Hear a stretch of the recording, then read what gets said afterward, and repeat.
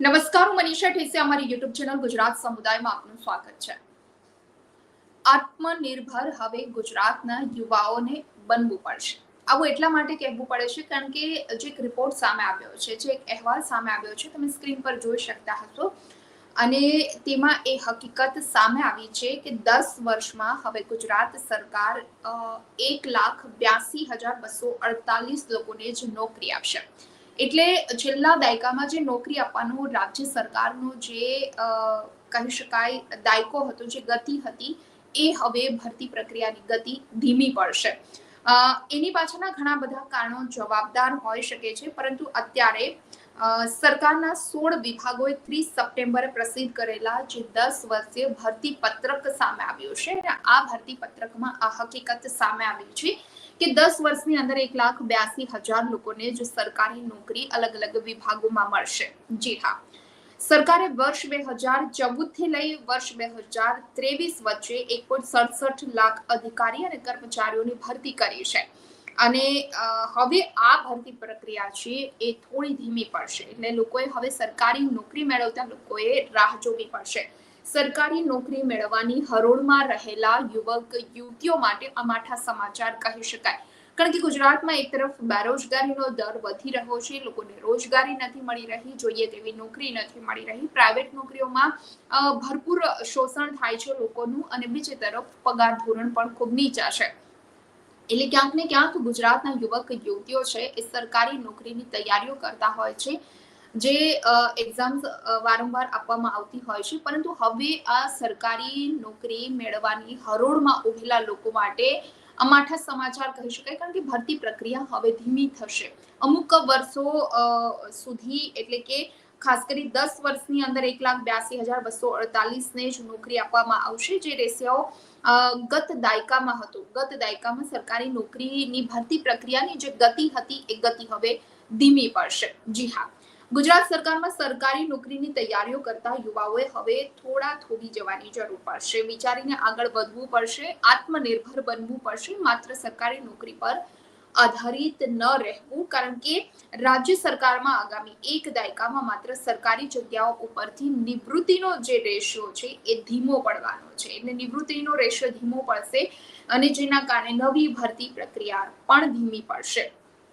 વીતેલા એક દાયકામાં જે રફતાર થકી રાજ્ય સરકારમાં સરકારી નોકરીઓની તક જે યુવક યુવતીઓને ઉપલબ્ધ થઈ, તેવી ગતિએ હવે ભરતીઓ થવાની નથી. જી હા, સરકારના 16 વિભાગોએ 30 સપ્ટેમ્બરના 16 વિભાગો દ્વારા જે 10 વર્ષીય ભરતી કેલેન્ડર બહાર પાડ્યો છે, વર્ષ 2033 સુધીમાં માત્ર 1.82 લાખ, એટલે કે 1,82,248 જેટલી જગ્યાઓ માટે નવી નોકરી ઉપલબ્ધ થશે તેમ કહેવાયું છે. વર્ષ 2019માં સામાન્ય વહીવટ વિભાગ જીએટીના 1 એપ્રિલ ઓગસ્ટ 2018ના ઠરાવ સામે ચાલેલા આંદોલન, વર્ષ 2020 થી કોવિડ-19ની મહામારીના જે 3 વર્ષ અને પેપર લીક જેવી ઘટનાઓ દરમિયાન ગુજરાત સરકાર વર્ષ 2014 થી લઈ 23ની વચ્ચે 1.67 લાખ અધિકારી અને કર્મચારીઓની ભરતી કરી છે. આ સાથે જ વાત કરીએ તો સાંપ્રત કાળે રાજ્ય સરકારના સરકારી ખાતાઓમાં 2,10,449 અને સરકાર સહાયિત સંસ્થાઓમાં 2,12,282 મળી 4,71,738 જેટલા અધિકારીઓ અને કર્મચારીઓ છે તે કાર્યરત છે.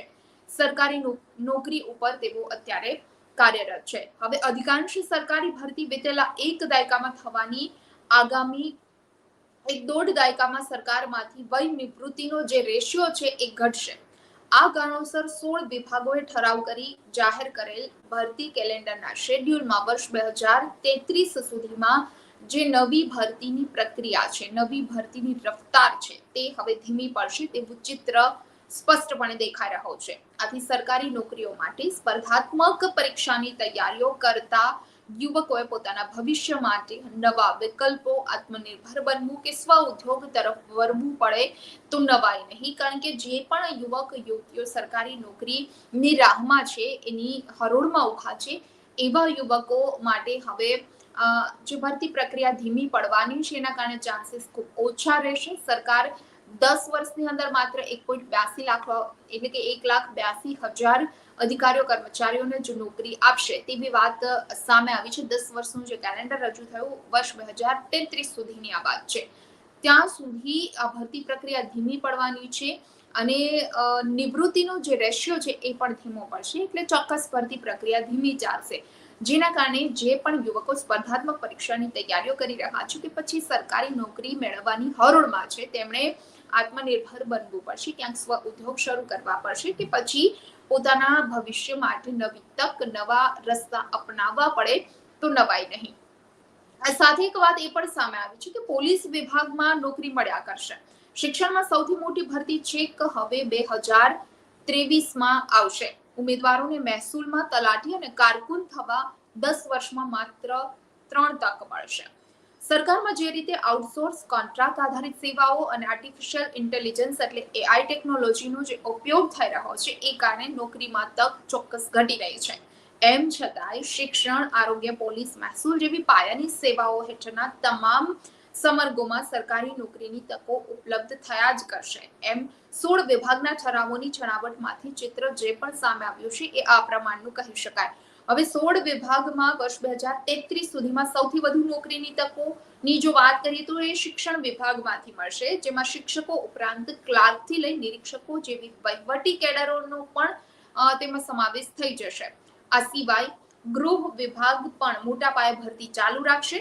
શિક્ષણ વિભાગમાં આ વર્ષે 11,300 જગ્યા ખાલી પડી રહી છે અને એના પછી સૌથી વધુ રિટાયરમેન્ટ છેક વર્ષ 2032માં થનાર છે.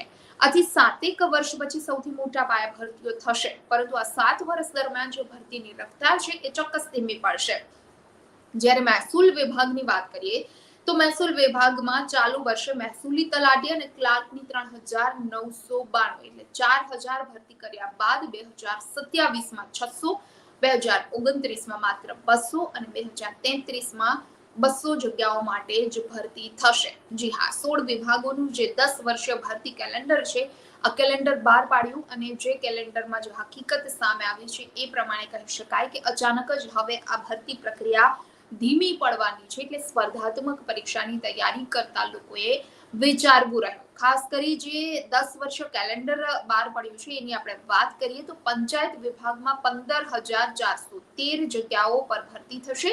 શિક્ષણ વિભાગમાં 94,353, વન પર્યાવરણમાં 2,257, કાયદા વિભાગમાં 278, અન્ન નાગરિક પુરવઠા વિભાગમાં 778, ખાણ ખનીજ વિભાગમાં 684, આદિજાતિ વિકાસ વિભાગમાં 743, મહિલા બાળ કલ્યાણ વિભાગમાં 142, શહેરી વિકાસ વિભાગમાં 378, મહેસૂલ વિભાગમાં 4,224, માર્ગ અને મકાન વિભાગમાં 2,366, કૃષિ સહકાર અને મત્સ્ય ઉદ્યોગમાં 412, ગૃહ વિભાગમાં 43,349, રમતગમત વિભાગમાં 956, સામાન્ય વહીવટ વિભાગમાં 1,320 અને આરોગ્ય વિભાગમાં 13,316 સાથે સામાજિક ન્યાય અધિકારીતા વિભાગમાં 1,279 જગ્યાઓનો સમાવેશ થાય છે.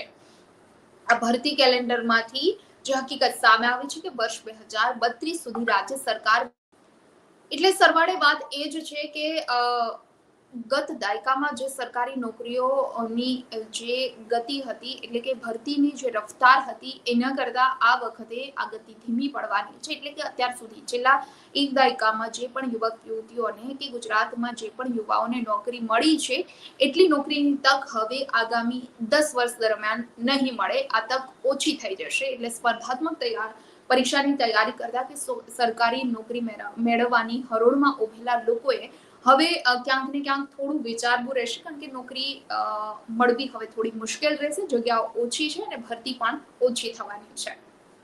ચર્ચામાં અત્યારે બસ આટલું જ. આવતીકાલે કોઈ નવા ટોપિક સાથે જોડાશું. આજનો આ ટોપિક આપને પસંદ આવ્યો હોય તો વિડીયો લાઈક અને શેર કરવાનું ભૂલશો નહીં અને ખાસ અમારી ચેનલ ગુજરાત સમુદાયને આપ સબસ્ક્રાઇબ કરી લેશો. નમસ્કાર. વિડીયો પસંદ આવ્યો હોય તો લાઈક અને શેર કરવાનું ભૂલશો નહીં અને ખાસ અમારી ચેનલ ગુજરાત સમુદાયને આપ સબસ્ક્રાઇબ કરી લેશો. આવતીકાલે કોઈ નવા ટોપિક પર ચર્ચા કરીશું.